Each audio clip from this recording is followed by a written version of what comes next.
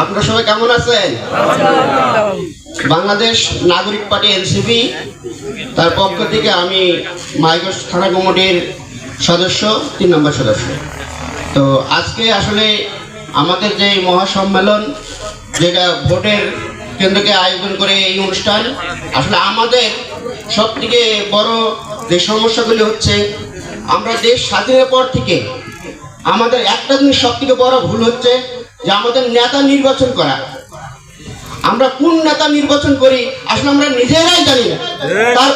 তার বাড়ি কোথায়, সে তাকে কোথায়, আমরা এই জিনিসটাই বুঝি না। সব থেকে বড় ব্যাপার হলো আমি যখন নেতা নির্বাচন করব, আমাকে একটা জিনিস বুঝতে হবে যে আমি কাকে নির্বাচন করতেছি আর ঘুম থেকে উঠে আমার প্রয়োজনটা কে সমাধান করবে। আজকে আমরা যে সমস্যাগুলিকে, আমাদের যে মৌলিক অধিকার শিক্ষা, চিকিৎসা, বাসস্থান, এই 3টা জিনিসের মধ্যে রংপুরের মানুষ সব থেকে বেশি অবহেলিত। আমরা যদি রংপুরে, বাংলাদেশের মধ্যে সব থেকে ভালো একটা মেডিকেল হলো রংপুর মেডিকেল, যে মেডিকেল শুধু নামে আর কাগজের মধ্যে আছে, কোনো সেবা সেখানে নাই। আজকে আমরা রংপুরের মানুষ যদি এত বড় একটা মেডিকেল যার নাম আছে কিন্তু তার কোনো কাজ নাই, আমরা রংপুরে গেলে দালাল ছাড়া আমরা কোনো সেবা পাই না। একটা ট্রলি নিতে গেলে আমাকে 50 টাকা আগে ট্রলি, ওই যে ট্রলি চালায় তাকে দিতে হয়।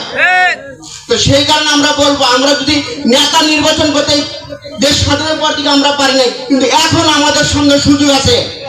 আমরা যদি শরীর লক্ষ্যে নির্বাচন করতে পারি তাহলে আমাদের এই সমাধানগুলি অবশ্যই হয়ে যাবে। তাই আমি বলবো, মাহমুদ রহমান বেলাল ভাই রংপুরের একজন যোগ্য প্রার্থী, তার বাসা আমরা চিনি, সে আমাদের পাশেই থাকে।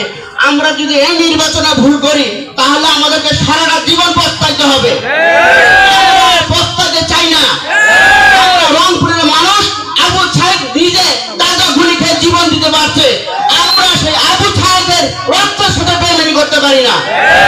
আমরা আবু সাহেবকে যদি বাঁচাইতে চাই, রংপুরে আমাদের দাড়িপাল্লার মতো একটি পাল্লা শক্তিশালী, যেই পাল্লার জন্য বাংলাদেশের সমস্ত মানুষ আজকে একদিকে তাকিয়ে আছে। এইবারের নির্বাচনে দাড়িপাল্লাকে বিজয় করতে হবে।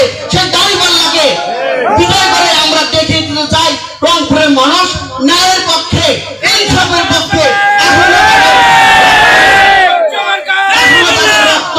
মুছে যায় নাই, দেওয়ালে দেওয়ালে এখনো আমরা দেখতে পাই আবু সাহেবের রক্তের লেখা। আমরা ভুলে যাইনি। সামনের 12 তারিখে আপনাদের শপথ নিতে হবে। আপনি কি ন্যায়ের পক্ষে থাকবেন, ইনসাফের পক্ষে থাকবেন, নাকি সেই হাতিনার আমলের ঘুষখোর, চাঁদাবাজ, টেন্ডারবাজ এবং মাদকদের পাশে আপনারা থাকবেন? আপনাদের শপথ নিতে হবে বন্ধুরা। আপনারা যদি শপথ নিতে না পারেন, বুঝবো আবু সাহেবের রক্তের সাথে আপনারা বেইমানি করতেছেন। আমরা বুঝবো আপনারা ন্যায়ের পক্ষে নাই, বেইমানের পক্ষে আছেন। যদি আপনাদের পকেটে বেশি টাকা থাকে তাহলে আপনারা সেই আগের লোককে ভোট দিবেন, যাতে করে সকালে উঠে পকেটে করে টাকা নিয়ে আসবেন আর রাস্তায় তাদেরকে চাঁদা দিবেন। যদি আপনারা চাঁদা দিতে না চান তাহলে ন্যায়ের পক্ষে, ইনসাফের পক্ষে থাকবেন। এই বলে আমি আমার বক্তব্য শেষ করছি। আসসালামু আলাইকুম। বাংলাদেশ জিন্দাবাদ। আল্লাহ হাফেজ। ধন্যবাদ।